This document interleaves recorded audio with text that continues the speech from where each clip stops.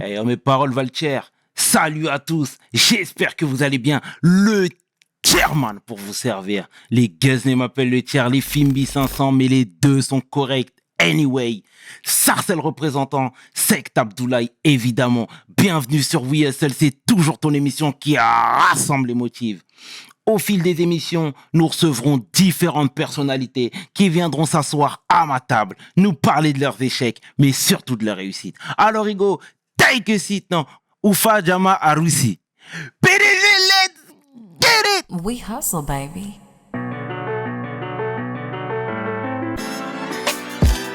The chairman. Hustle, baby. The chairman. Hustle, baby. Le chairman. De retour sur WeHustle et aujourd'hui, je suis vraiment fier de recevoir un champion. Pour le coup, c'est le cas de le dire, un international comorien, un latéral, mais aussi un gardien, un homme de cœur, un philanthrope, mon homeboy, celui que l'on nomme Shaker Aladur. Shaker, comment il va le frangin? Ah, ça va et toi? Ça va au top? Ouais. Merci d'avoir merci d'avoir accepté l'invite. Ça fait plaisir de te recevoir. Clairement, tu nous as rendu fiers. Ah, merci. Et il était important de te recevoir. Shaker, dis-moi, la tradition chez WeHustle veut que tu te présentes en quelques lignes. Qui es-tu? Shaker Aladur, 30 ans, joueur professionnel de football à l'AC Ajaccio, formé au FC Nantes, passé par Caen et la Berrichonne de Châteauroux. Et voilà, un petit garçon. Et ouais, c'est tout. D'accord. Félicitations pour le petit. Merci. C'est très bien. Shaker, voilà. Moi, je veux que tu nous parles de ta jeunesse à Nantes. Déjà, j'ai commencé à l'âge de 5 ans. C'est mon père, il m'a inscrit à l'école nantaise. Il m'a inscrit directement au FC Nantes.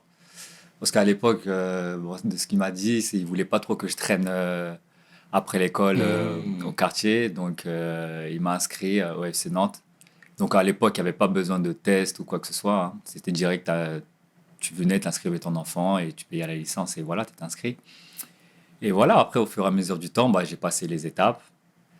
Et donc, j'ai fait toutes mes classes au FC Nantes. Je suis rentré en préformation à 13 ans. Et après, à 14 ans, j'ai intégré le centre de formation. Donc voilà, c'est une belle époque. C'est une belle époque. C'est que des bons souvenirs. J'en garde que vraiment des bons souvenirs, des belles rencontres. Et voilà, après, j'ai signé mon premier contrat pro avec le FC Nantes. Donc, c'est vraiment c'est mon club de cœur, quoi. Parce que j'ai ma famille là-bas, je suis né là-bas. Donc, c'était spécial de signer son premier contrat pro dans sa ville, quoi, dans sa ville natale. Et du coup, après, ouais, j'ai joué, j'ai beaucoup joué. Je suis resté 4 ans dans le monde professionnel là-bas. Et après, j'ai été transféré au SM Caen pendant 4 ans aussi, où ça s'est plutôt moins bien passé, mais bon, ça fait partie de la vie d'un footballeur. Et j'ai été prêté une année à Châteauroux, où là, j'avais retrouvé goût à la vie de footballeur, et voilà, à ma passion. Et voilà, après, j'ai eu une longue blessure aussi. J'ai eu une longue blessure, les ligaments croisés. Et ça a été une période compliquée, mais voilà, aujourd'hui, je suis content. Là, je suis, grâce à mon nouveau club à la LACA Ajaccio, ils m'ont permis de retrouver une structure et de retrouver goût au football et de faire plaisir. D'accord. Donc, je les remercie. C'est très bien, Shaker. Et à Nantes, d'où tu venais? Tu venais d'un quartier populaire, du centre-ville? Oui, je venais du quartier des Dervalières. Il y a plusieurs joueurs qui sont sortis de ce quartier-là, donc ça fait plaisir. Comme il y a un bon ami à moi qui s'appelle Aristote Lusinga et aussi Délice Aou. Il y a un quartier à côté, juste à côté collé, Guy Roland et India Sambé. Donc voilà, ça fait plaisir. Ça fait plaisir de représenter Anthony Walanga aussi. Ça fait plaisir. D'accord, très bien. Et là, quand tu as commencé tes premiers pas à Nantes, bon là, tu étais un minot, comme tu l'as si bien dit, ton père voulait pas que tu traînes. Hein, il voulait pas que tu traînes. Mais tu t'es dit que c'était possible d'intégrer le centre de formation? Bah, à cette époque-là, c'est un rêve, mais c'est loin vraiment le rêve d'être footballeur professionnel. On sait pas tout ce qui nous attend après. Mhm. Mais c'est un rêve de gosse, quoi. C'est un rêve de gosse. Voilà, t'intègres le centre de formation. T'es là, tu quittes ta famille, mais bon, tu t'en rends pas vraiment compte. T'es jeune, t'es là, tu veux juste kiffer, profiter et jouer au football, quoi. Mais tu sais que voilà, tu rentres dans un internat où tous les jeunes ils ont le même objectif. Toi, c'est d'aller le plus haut possible. Et c'est vrai que maintenant, avec un peu plus d'expérience, quand tu y repenses, c'est pas facile quand même. C'était pas facile. C'est que des bons souvenirs, mais voilà, après, tu te rapproches de certains joueurs. Certains joueurs, ils ont plus de talent que toi, mais ils réussissent pas. C'est compliqué. D'accord. Mais l'avantage que tu avais, c'était d'être chez toi. Tu vois, généralement, nous, on a vu des joueurs de foot aller loin au bout de la France, etc. Là, toi, tu étais à domicile. Ah, c'est sûr que ça a joué. Avoir sa famille juste à côté, c'est sûr que ça a joué dans les mauvais moments. Tu sais que tu as ta mère, ton père, tes frères et sœurs juste à côté et que tu peux aller les voir le week-end parce que le week-end, c'était ça. La semaine, j'étais à l'internat et le week-end, match et après, j'allais chez ma famille. Donc, et je voyais mes potes aussi. Donc, c'est sûr que c'est plus facile. C'est plus facile pour le côté affection, quoi. Bien sûr, bien sûr. Ce qui est très important. Donc, ouais. Et du coup, comment on s'établit, du moins d'un point de vue familial, quand on est ballotté de droite à gauche? Comme tu l'as si bien dit, tu étais à Nantes, après tu es parti à Caen, tu es parti à Châteauroux. C'est pas trop difficile? Je veux que tu nous mettes en alerte sur tout ça. Après, moi, je vais parler de mon cas. Moi, je suis beaucoup accroché à ma ville de Nantes quand même. Je te dis la vérité, je suis beaucoup accroché à ma ville de Nantes. La première fois que je me rappelle que j'avais signé mon contrat pro, j'étais parti en prêt à Épinal. Et c'était la première fois que je quittais Nantes, quoi, depuis que je suis petit. Mais enfin, je parle de professionnellement football. Et c'est la première fois que je quittais le club. Donc du coup, ma mère et mon père, je me rappelle, ils sont venus à la gare, ils ont pleuré et tout. Jusqu'à ça m'a fait pleurer. Et c'était difficile. Mais bon, après, ça fait partie de la vie de footballeur. Et après, bah, moi, j'ai signé à Caen. Ça aussi, c'était une période difficile. Et là-bas, comme je t'ai dit, ça s'est pas très bien passé. Peut-être c'était dû à ce que j'ai réussi à supporter le fait de quitter ma ville, peut-être. Mais bon, après, c'était pas loin de Nantes. Ça veut dire que quand Nantes, c'était pas loin, c'était 2 heures de route. Donc, je rentrais souvent à Nantes. Mais bon, c'est vrai que c'était pas facile. Mais faut pas croire aussi que quand j'étais à Nantes, je suis rentré certainement dans un confort, tu vois ce que je veux dire? Parce que j'étais bien à Nantes, j'étais professionnel, j'avais ma famille à côté, il y avait mes potes. Donc sûrement inconsciemment, j'ai fait moins d'efforts, tu vois? Bien. J'ai fait moins d'efforts, que ce soit à l'entraînement, peut-être je voulais vite rentrer chez moi, voir mes potes, tout ça. Donc j'ai pas donné le maximum en vrai. J'ai pas donné le maximum. Et ça aussi, ça peut être un piège. Après, il y en a pour qui ça leur donne de la force. Ils ont leur famille à côté, voilà, ils se surpassent. Bah moi, ça a été peut-être le contraire, tu vois. Je me suis reposé sur mes acquis et j'en faisais moins à l'entraînement. Ok, ok. Et je voulais dire, ta situation maritale à l'époque, t'étais avec quelqu'un quand tu bougeais? Parce que ça peut être contraignant aussi pour la personne qui partage ta vie. Non, j'étais Célibataire? toujours célibataire. D'accord. Ouais. Mais c'est vrai que ça peut pas être évident. Mhm. Et comment justement se protéger de tout cet environnement qui peut parfois devenir néfaste? Tu vois, t'as tes potes aussi, mais tes potes, c'est pas des footeux. Tu comprends? Donc on peut parfois t'ambiancer. Là aujourd'hui, tu avais cette petite étiquette de Shaker, joueur foot professionnel. Donc on t'ouvrait tout, on t'ouvrait certainement les boîtes, on t'ouvrait certainement les restos, etc. Comment toi, tu as pu te prémunir de tout ça? Est-ce que tu es tombé dans ce piège? Je vais pas te dire que je vais pas tomber dans ce piège-là, mais voilà, j'ai pas beaucoup d'amis. Mes vrais amis proches, ils se comptent tu vois, sur les doigts d'une main.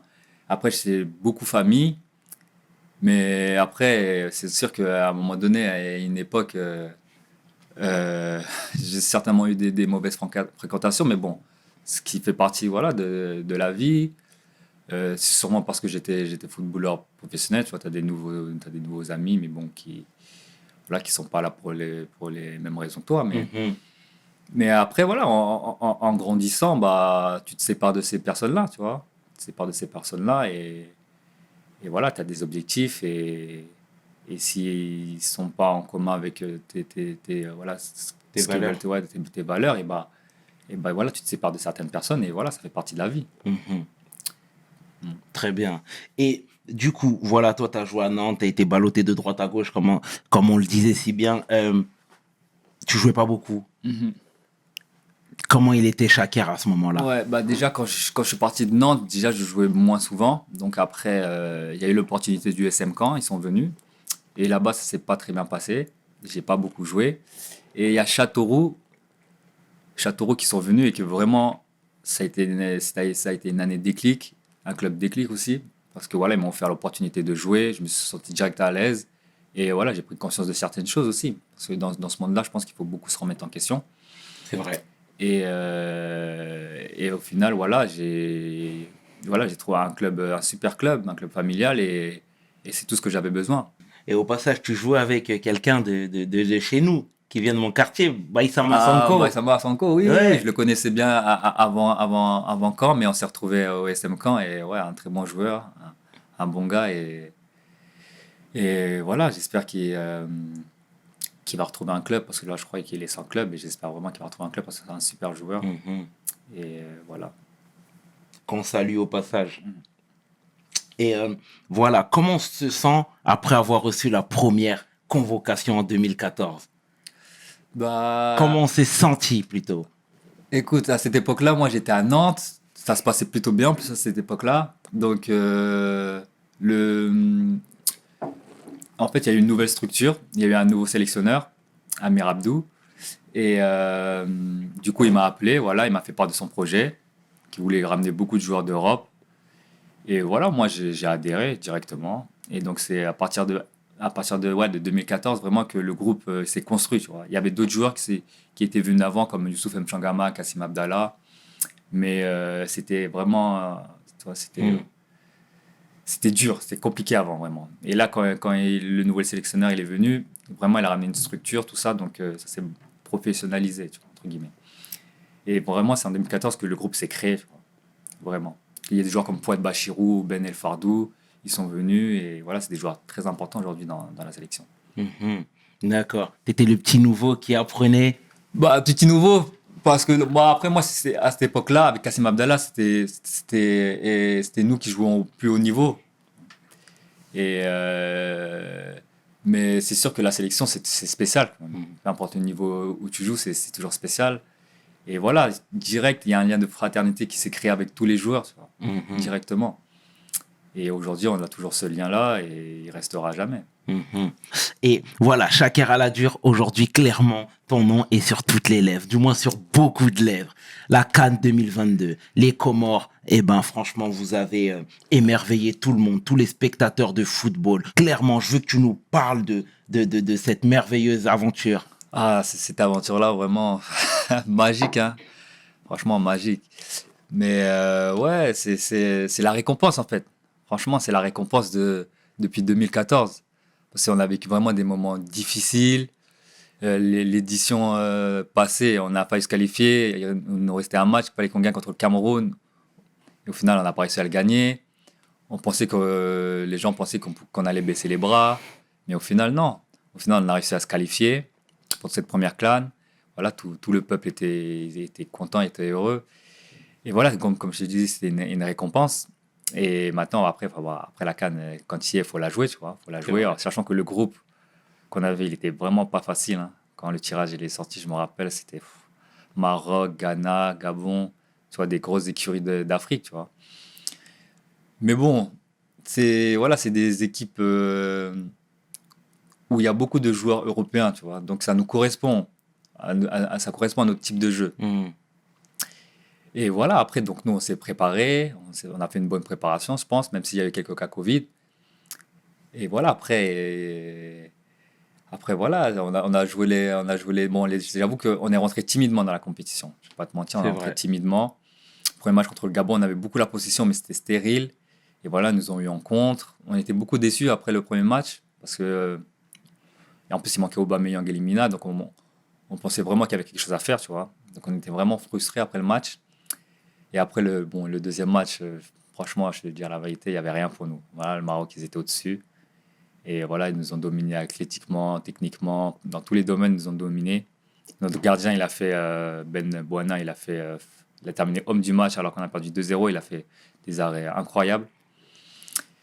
Et voilà, je pense que notre compétition, vraiment, elle a commencé face au Ghana, clairement. Pour moi, quand on a marqué le premier but, c'était notre premier but dans la compétition, déjà, c'était historique. Quand il a marqué Ben El Fardou, pour moi, ça a été le déclic. C'est là où vraiment voilà, notre compétition elle a commencé. Et après, voilà, on a réussi à aller abattre les Ghanéens. Et après, voilà, on a espéré. Il fallait un concours de circonstances pour qu'on se qualifie. Ça aussi, c'était un moment exceptionnel. Ça, on était tous là dans le hall à regarder les matchs de la Côte d'Ivoire, Algérie. Et au final, on arrivait à se qualifier. C'était la fête. Et voilà, après, la suite, tu connais, la suite, on a 12 cas Covid et le match du Cameroun. Le match du Cameroun, c'est un match spécial aussi. Un match spécial, 12 cas. Ouais. Et comment justement vous avez perçu la nouvelle? Parce que tu sais, nous, d'un point de vue extérieur, voilà, on a vu beaucoup de gens râler, beaucoup de gens se plaindre, beaucoup de gens parler de triche. Bon, moi, je veux avoir ton ressenti. Non, mon C'est lequel? Ouais, ça a toujours été le même. Hein. C'est normal, tu vois. Les gens, ils se posent des questions. C'est logique. On est au Cameroun, donc ils vont accuser le pays hôte. C'est logique, mais le Cameroun, ils n'ont rien à voir. Eh bien, c'est bien de le dire. Ils ont C'est bien rien à de voir. clarifier la situation. Ah oui, non, ils n'ont rien à voir. Parce qu'on avait, nos cas Covid, ils avaient vraiment le Covid, ils avaient les symptômes. Et après, nous, normal, nous, parce que dès qu'on a eu les 12 cas, dont 2 gardiens, nous, les joueurs et le staff, on a espéré que ce soit faux. Tu vois ce que je veux dire? Qu'on récupère au moins un gardien ou qu'il y ait un gardien qui soit négatif. Donc, du coup, après, la préparation du match, déjà, elle était compliquée. Le coach aussi, il était négatif. Il était positif. Pardon. Donc, du coup, c'était compliqué, la préparation du match. Donc, l'entraîneur des gardiens, donc c'est l'adjoint qui reprend. L'entraîneur des gardiens, il commence déjà à nous demander quel joueur pourrait aller au gardien. Nous, on prenait ça à la rigolade un peu, tu vois. Moi, je disais, ouais, moi, je vais aller gardien. Mais il y avait d'autres joueurs aussi qui voulaient aller gardien. Mais c'était pour rigoler, tu vois. C'est parce que vraiment, on se disait, c'est pas possible. C'est pas possible. La CAF, ils vont pas laisser passer ça, tu vois. Du coup, après, ça, c'était 12 jours avant le match. Après, on arrive à la veille de match. Bon, on essaie d'écouter un peu ce qui se dit, si les joueurs... parce que sinon, les joueurs ils étaient dans une autre ville, à Garoua. Nous, on était à Yaoundé. Donc, on essaie de savoir si les joueurs, s'il y a un joueur qui est négatif ou pas. Donc, non, ils sont toujours positifs. Donc, c'est compliqué. Après, veille de match aussi, on apprend que la CAF a changé les règles. Tu vois, dès qu'il y a un joueur qui est positif, il faut qu'il reste 5 jours confiné. Donc, ça aussi, ça nous a un peu énervé, tout ça. Mais bon, voilà, on s'est dit, c'est pas possible qu'on joue sans gardien, tu vois. Dans le football, c'est du jamais vu, quand même. C'est clair. Donc, on y croyait. Et même moi, j'y croyais. Même si là, à la veille de match, ça commençait à dire que c'est être moi qui allais être gardien, tu vois. Donc, mais moi, je me disais, non, c'est pas possible. Je le prenais à la rigolade, c'est pas possible. Et du coup, le jour de match, on apprend que Ali Amada, il est négatif. Donc, moi, déjà soulagé, toute l'équipe soulagée. Mais bon, on me dit quand même, Chaker, reste concentré, peut-être, on ne sait jamais. Et du coup, après, les heures passent. Moi, déjà, il faut que je prévienne aussi mes proches, tout ça. Ma mère, mon père, tout ça, parce que c'est pas facile aussi pour eux aussi. Parce qu'ils me voient tout le temps joueur et je leur dis que je vais jouer gardien, peut-être. Ils ne comprennent pas trop, tu vois. Surtout ma mère. Et du coup, les heures passent, les jours de match. Et bon, les journaux, ils disent que c'est officiel. Ali Amada, il ne pourra pas jouer. Donc moi, j'y crois pas. Personnellement, je te jure, j'y crois pas. Je me dis, c'est pas possible à ce moment-là. Et du coup, il est négatif. Donc lui, il vient sur Yaoundé et on se rejoint au stade. Et donc au stade, il est là. Donc moi, je le vois. Donc je me dis, c'est bon, la CAF, ils vont faire quand même une dérogation de dernière minute. Il dit, c'est pas possible là, vraiment, je suis joueur de champ, je vais jouer gardien. Non, dans l'histoire du football, j'ai jamais vu ça. Et au final, Ali Amada, moi je vais m'échauffer, mais je vais m'échauffer avec les titulaires, tu vois. Et c'est vraiment, quand je suis rentré après l'échauffement de match, c'est là vraiment je me suis dit, là je vais jouer gardien, tu vois. Parce que je me suis dit, à la dernière seconde, ils vont dire, Ali va me dire, dans le vestiaire, va dire, c'est bon, là c'est bon, je peux jouer, c'est bon finalement. Mais finalement, non, il m'a dit, c'est mort, il peut pas jouer. Et donc là, à ce moment-là, je me suis dit, là maintenant tu dois y aller, tu vois, on m'a passé mon maillot de gardien, mes gants. Tu vois quoi? Et qui a eu l'idée de mettre du scotch? Non, en fait, ça c'est il y a un malentendu parce qu'en fait, eux, ils m'avaient fait déjà à l'avance, ils m'avaient préparé mon maillot de gardien au cas où. Ils m'avaient mis le numéro 16, tu vois. Mais en fait, ils savaient pas qu'on n'avait pas le droit. Tu vois, fallait que je joue avec le numéro 3, obligatoirement, tu vois. Donc, ça veut dire que quand je suis sorti du vestiaire pour aller dans le hall, le quatrième arbitre et les instances de la CAF, ils ont vu ça, ils ont dit non, il faut que tu joues avec le numéro 3. Et c'est pour ça que ça nous a mis en retard. D'où les amendes après. Et du coup, on a dû bricoler, tu vois. On a pris un scotch bleu, on a fait le numéro 3. Et du coup, ça nous a grave mis en retard, tu vois. Et du coup, moi, j'arrive à la fin en dernier, t'imagines. Tout le monde est prêt. Là, tu joues à le 8e. Tu sais que c'est un 8e, c'est pas un petit match. C'est un 8e du final. T'arrives dernier, t'es là, grand maillot, petit. Les Camerounais, ils étaient là, ils étaient prêts, tu vois. Toi, t'arrives. Là, je me dis, voilà, là, la pression, elle est montée. Je te dis la vérité, la pression, elle est montée de fou. Mais bon, après, tu t'es obligé, tu dois le faire, tu vois. Tu dois le faire, mais j'avoue, j'avais à un moment donné, j'avais grave la pression. Mais bon, après, voilà, après, tu vois, tu rentres dans le truc, je check Onana juste avant de rentrer, comme les gardiens, il faut, tu vois. Bien sûr. Alors que moi, je voulais me mettre dernier. Je voulais me mettre dernier dans la file. Mais non, on m'a dit, non, mets-toi derrière le capitaine, tout ça. J'avais chaud. Et après, tu rentres. Il y a l'hymne national, sachant que tu vois, toutes les caméras sont sur toi. Bien sûr. Tu vois, là, ils disent, ouais, c'est gardien, tout ça, joueur. Donc là, l'hymne national, il passe, mais il reste que sur moi, tu vois. Moi, je suis là, je bégaye en chantant l'hymne national. Je bégaye. Et tu vois, après, on fait la photo d'équipe, tout ça. Après, je mets mes gants. Là, en avançant vers mon but, je me dis, mais qu'est-ce que tu es en train de faire? Pourquoi t'as pas écouté ta mère? Ma mère, elle m'avait dit, ne fais pas ça, retire-toi, tu vois, dans le trajet pour aller là-bas. Elle m'avait dit, non, Shakir, fais pas ça, tout ça. C'est dangereux, tout ça. Elle s'inquiétait surtout pour ma santé, tu vois. Attends, Shakir, je suis obligé de t'interrompre. Là, tu viens de soulever un bon point. Ta mère s'est inquiétée pour ta santé? Pourquoi? Parce que c'est normal, elle connaît pas trop le foot, tu vois. D'accord. Bon, elle est déjà venue me voir jouer, mais bon, alors, sinon, elle regarde à la télé, mais elle regarde pas trop. Mais elle, surtout, elle s'inquiète toujours pour ma santé. Bien. Si on me voit par terre, tu vois, faire un tac, tout le temps. D'accord. Tu vois, plus du résultat plus de ma santé que du résultat, tu vois. Donc, du coup, quand je l'avais prévenu que j'allais jouer peut-être gardien, mais bon, elle s'est dit, je vais pas jouer gardien. Mais là, quand je lui ai dit, c'était à 99% sûr. Là, elle s'est dit, ah ouais, non, là, faut pas que t'ailles. Mais c'était pas. C'est juste vraiment pour ma santé, tu vois. Sinon, après, elle m'a souhaité bon courage. Et voilà, aujourd'hui, c'est la plus heureuse. Hein. C'est bien. Surtout que son fils a fait des arrêts devant Aboubacar. Comme ça, attends, Shakir, il est chaud. C'est des arrêts à l'instinct. C'est bien. C'est franchement bien, Shakir, bien. Et du coup, comme je te l'ai dit tout à l'heure, prestation. Honnêtement, moi, je suis sénégalais, donc je suis fier de la victoire de mon pays. Mais clairement, vous étiez mon coup de cœur. Tant dans la détermination que dans la joie de vivre. Moi, tu sais, je voyais des capsules, des vidéos circuler sur les réseaux. Je vous voyais chanter. Je voyais vraiment, il y avait de l'amour, il y avait une communion avec le public, etc. Comment vous qui étiez finalement à l'écart de tout ça, vous étiez dans votre bulle, comment vous avez ressenti ce love-là, ce respect, cet enthousiasme? Mais franchement, on réalisait pas trop, tu vois, parce que comme je t'ai dit, nous on est un peu dans notre bulle, tu vois, on est dans notre bulle. Après le match, bon, on savait qu'on avait fait, même si on s'était fait éliminer, on était déçus, normal, mais on savait qu'on avait fait une belle performance, parce qu'il faut pas oublier qu'on était à 10 aussi. Après le rouge, oui, il y a rouge, tu vois.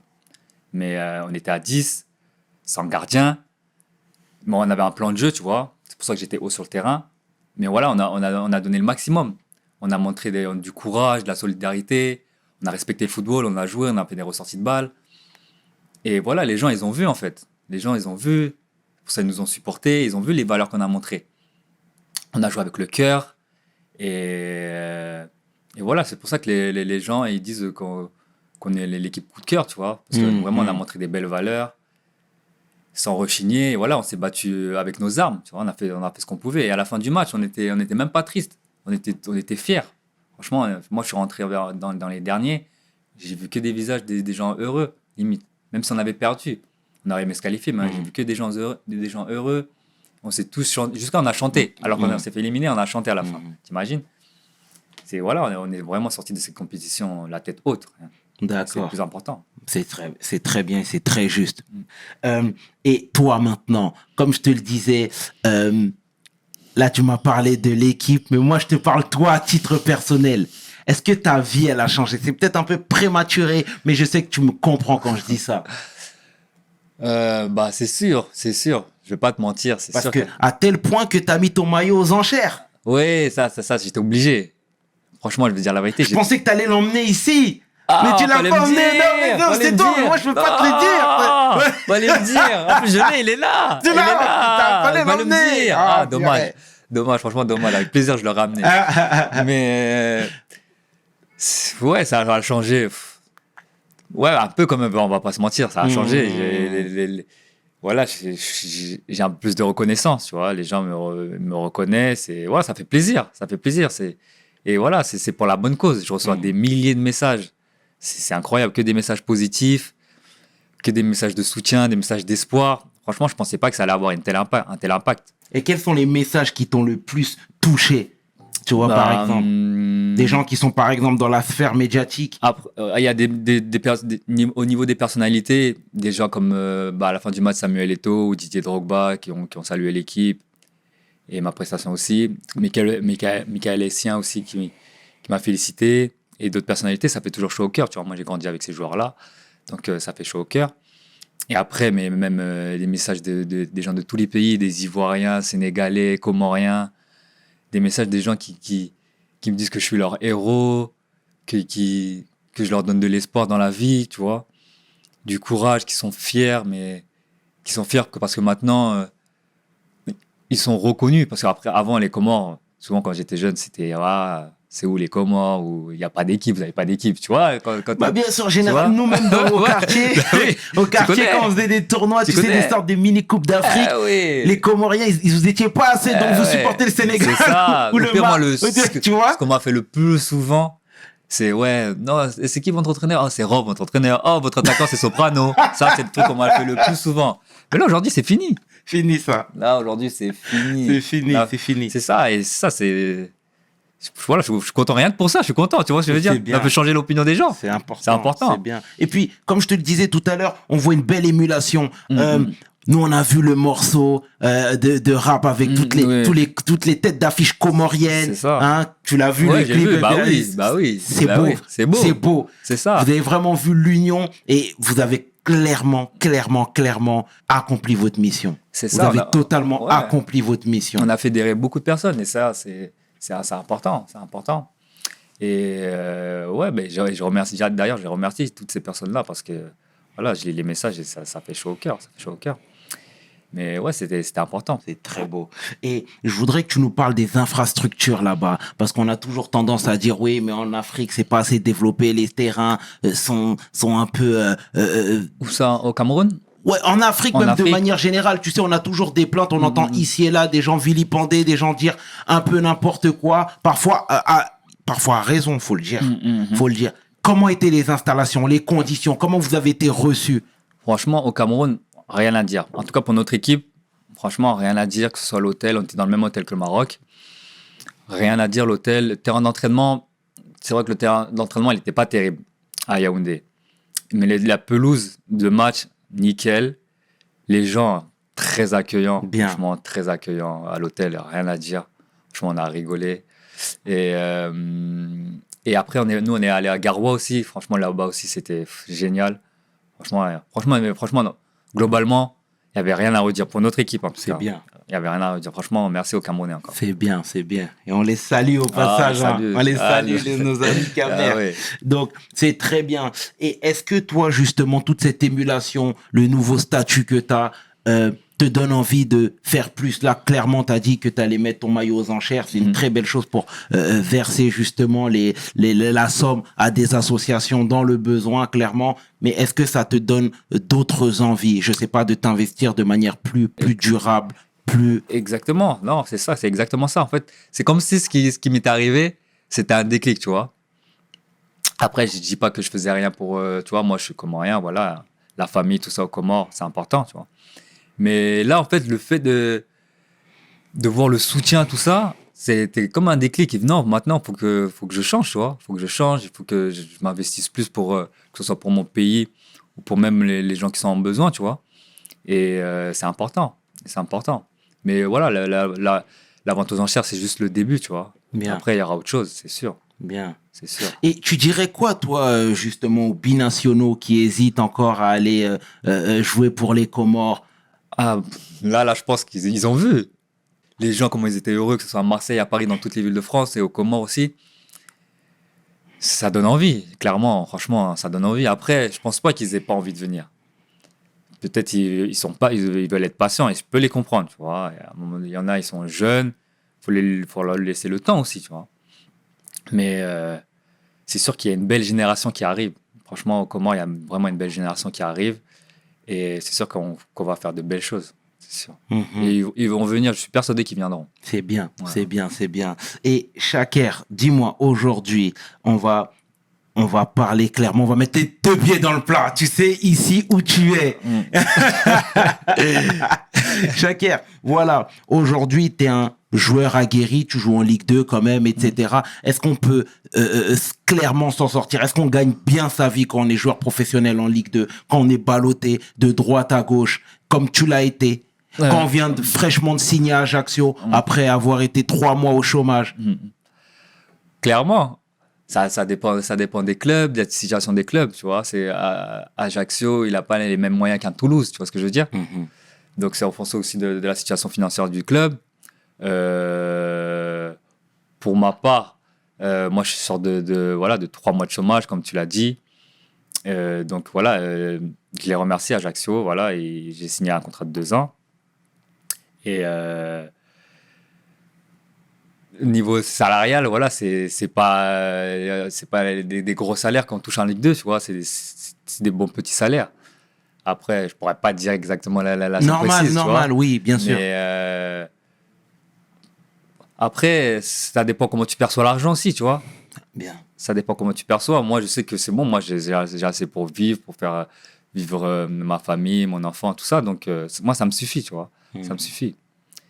Mais voilà, je suis content. D'accord, c'est très bien. C'est très bien. Et c'est important de nous sensibiliser sur ça parce que Mais tu il ne faut sais. pas penser que c'est des gros salaires. Il ne faut pas penser que c'est des gros salaires, vraiment. Parce que, et encore une fois, comme je viens de te le dire, pardon, t'es un joueur aguerri, etc. Et puis, peut-être que la famille pense que voilà, Chaker est footballeur. Peut-être que les amis pensent que Chaker est footballeur, il pourra nous assumer, il pourra tout gérer. Et je veux finalement que tu nous dises clairement ce qu'il en est. Non, ma mère, elle travaille encore, tu vois. Ma mère et mon père, non, mon père, il a la retraite maintenant, mais ma mère, elle travaille encore. Donc, c'est compliqué tu vois, d'assumer tout le monde, tu vois. C'est compliqué. D'assumer rien que ma mère, c'est compliqué d'assumer. Parce qu'en plus, une carrière, ça dure pas longtemps, tu vois. Une carrière, ça dure pas longtemps. Il faut que tu prépares ton après-carrière aussi. Mais bon, le principal, c'est d'être là dès qu'elle a besoin. C'est ça. Le principal, c'est dès qu'elle a besoin, tu es là pour elle. Et voilà.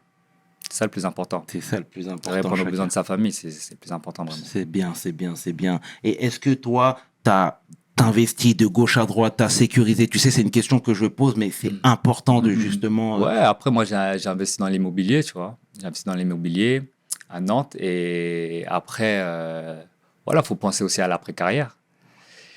Et voilà, il faut déterminer ses centres d'intérêt aussi, ce qu'on aime faire ou ce qu'on voudrait faire, tu vois. Et ça, c'est un peu plus compliqué, tu vois. Parce que bon, quand tu as fait que du foot, depuis l'âge de 5 ans, j'ai commencé le foot. Ma vie, c'est le foot, tu vois. Donc après, quand tu penses à l'après-carrière, c'est déterminer ses centres d'intérêt, ça devient compliqué. De savoir ce que tu aimes vraiment faire autre que le foot, tu vois. Bien sûr. Et ouais, bon, faut chercher, quoi. Faut chercher, mais après, au final, tu te rallies au foot. C'est Au vrai. final, voilà, en fait, t'es lié au foot. C'est vrai. Ouais, C'est t'es lié au vrai. foot. Et est-ce que je me dois de te poser cette question-là parce que voilà, les footballeurs, du moins les professionnels, ceux qui gagnent relativement bien leur vie, est-ce qu'ils méritent pas d'être accompagnés? Ah, si, l'accompagnement, c'est important. Tu comprends? Parce que oui. moi, j'ai en tête le reportage INF à la Clairefontaine, à l'époque où on voyait les jeunes, on voyait Abou Dhabi, on voyait Hatem Ben Arfa, on voyait Habib Belaïd, etc. Oui. Très jeunes médiatisés, très jeunes sur le devant de la scène, etc. Est-ce que les clubs ne devraient pas mettre en place des cellules qui accompagnent les jeunes à gérer l'argent, gérer l'après-carrière, gérer la pression. Tu comprends? Parce que clairement, on a vu beaucoup de jeunes vriller avec l'argent, vriller avec la notoriété, vriller avec le lifestyle, tout ce que la vie de footeux peut engendrer.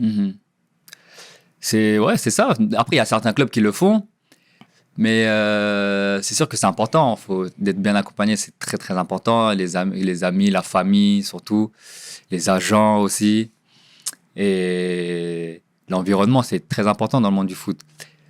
Mais après, moi, dans la formation, on nous a souvent essayé essayer de nous avertir par rapport à ça.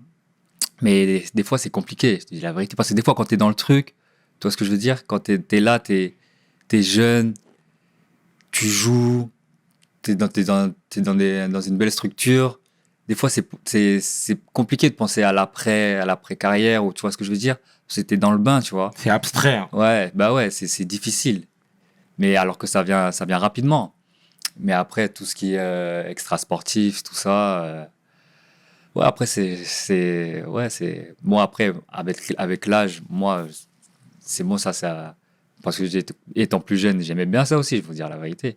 J'aimais bien ça aussi, mais après, avec l'âge, et tu fais aussi en fonction de tes moyens, tout ça, bah, tu te gères, tu vois. Tu prends conscience de certaines choses, de ce dont tu as besoin et d'autres moins. Et après, il y a aussi des choses dans la vie, comme quand tu as un enfant, tout ça, tu prends conscience de beaucoup de choses, en fait. Et voilà, c'est la vie, quoi. D'accord. Non, c'est très bien. C'est très bien que tu nous sensibilises, Chaker. Et les projets futurs dans tout ça? Projets futurs, bon, niveau professionnel, là, il y a des objectifs avec mon club, là, c'est Ajaccio, tu vois. Pour l'instant, on est en haut on est dans le haut de tableau, donc y rester, tu vois, pour vivre de belles choses en fin de saison.